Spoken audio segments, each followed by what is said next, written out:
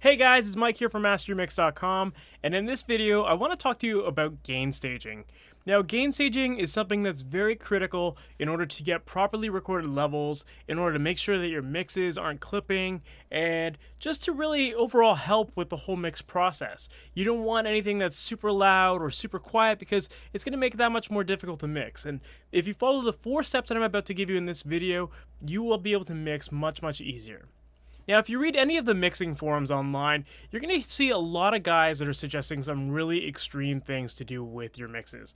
You'll see guys that say you need to have trim plugins across every single channel and mark everything down to minus 20 dB or normalize everything. I don't think that gain staging needs to be this complicated. It's actually very simple. So let's go into the 4 tips that I've got for you today, and I think that this will help you greatly to really understand it and get much cleaner mixes. Now, tip number 1 is to just simply record at proper levels.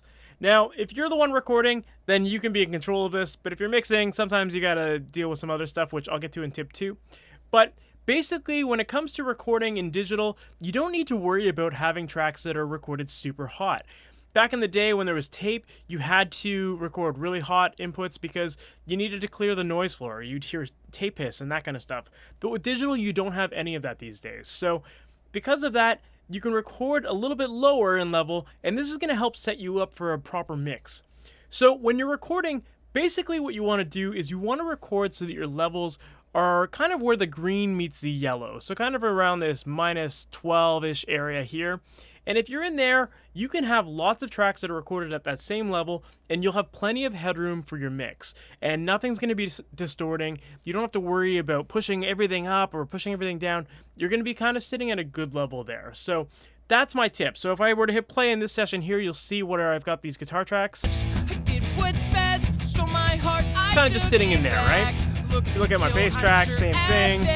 Even my effects that I've got here. So everything's kind of sitting in that range, and that's the ideal range right there. Now, let's say you're in the mixing stage and somebody sends you some tracks that were recorded a little bit hotter, or maybe you even went a little bit hotter on certain tracks. Well, that takes me to tip number 2, and that is clip gain. So let's take a look at this track, and I've got the vocal here. You can see it's really peaking on certain notes, right? So in this case, we want to control that. So in Pro Tools, if I flip over to the arrangement window here, we've got our vocal 1 track here. And basically all you need to do for this is just simply click on the track, and then clip gain is right here. It's this little icon. So if you click on this, you can just pull this down until you get a better level. Now, we're not being super scientific here. We're not trying to really reach like a certain exact number. We're just basically pulling it down to a point where it's kind of where that green meets the yellow, like I said earlier in tip 1. No real science behind it. Now, let's say all of your tracks are really hot when you import them into your session. Here's a quick little tip for you. So what you can do is if you hit the return button to go to the beginning of the session and then hit Command and A, that'll highlight everything. From there, hold Control and Shift, and then from there, using the up and down arrows, you can move everything globally quieter or louder. So this is a useful tip for bringing down everything globally, and you don't need to use a trim plugin for everything. You can just do it all within the mix window here. Now, this is for Pro Tools, but most other DAWs have something very similar where you can adjust the volumes of different regions. So that's tip number 2, clip gain. Now, tip number 3 basically combines tips 1 and 2.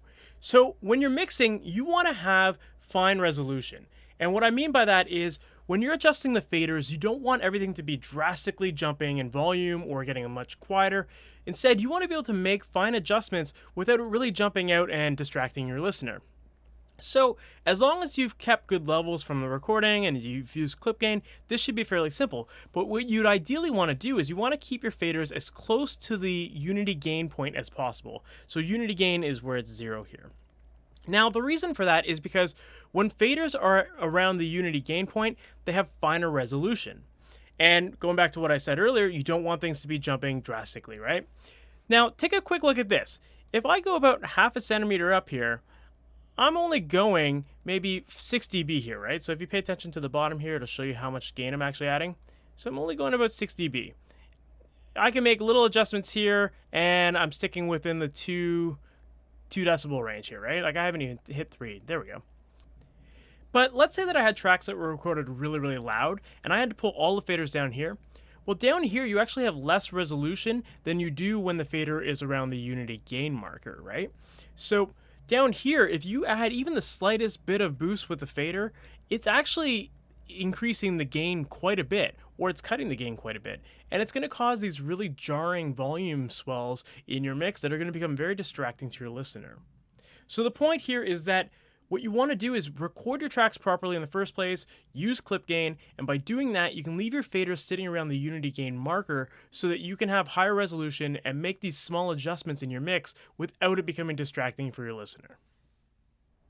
So now let's talk about tip number 4. So if you've already followed the first 3 tips, this should come really naturally. Otherwise, you might need to use some clip gain to adjust the levels to make this happen. But basically, tip number 4 has to deal with master bus headroom.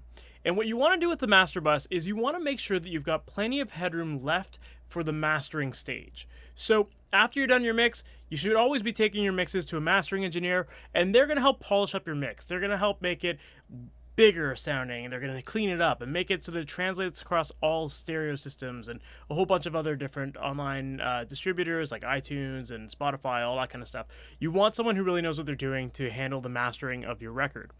And when someone's mastering your record, they're going to need to have headroom. So what do I mean by that? Basically, they need to have room to make things louder in your mix. Now, I'm not just talking about making it louder for the sake of making it loud, because you could easily do that in your mix. But what I'm talking about is they're going to add processing such as EQ and compression and a whole bunch of other stuff that will add some gain to your mix. And they need to have room to do that, because if you send a mastering engineer a track that has been recorded really, really hot and everything is like almost slamming at 0, well, as soon as they add a little bit of gain with EQ, they're going to end up distorting your mix, and that's no good, right? So you want to leave them this space so that they can play with your mix and not have to make sacrifices. And ultimately, if you do that, you're going to get the best quality masters out of your work. So basically what you want to do is, if you followed steps 1, 2, and 3, you should already have pretty good levels, and you'll probably already be sitting in this range to begin with. Otherwise, you can use some clip gain. But basically what you want to do is you want to make it so your mix is hitting around this -6 mark here. Anything above that is cutting it a little close in mastering. So ideally, if you're kind of sitting in there with your peaks, you should be in pretty good shape. Now, the occasional peak that goes over that, it's not a big deal. But the more headroom you leave in here, the better for the mastering engineer. So let me hit play on this mix here, and I'll show you where I'm sitting on this.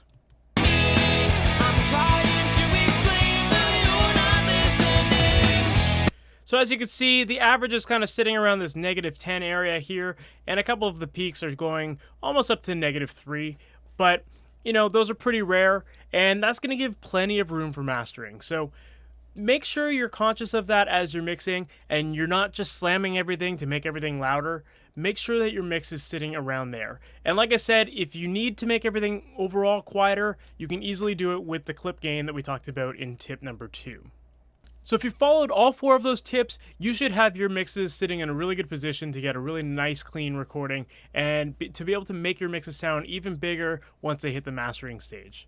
So if you like what you saw, make sure to like this video, leave a comment below if you have any questions, make sure to subscribe to the YouTube channel, and that way you can get updates every time I update new videos. You'll get notified about that.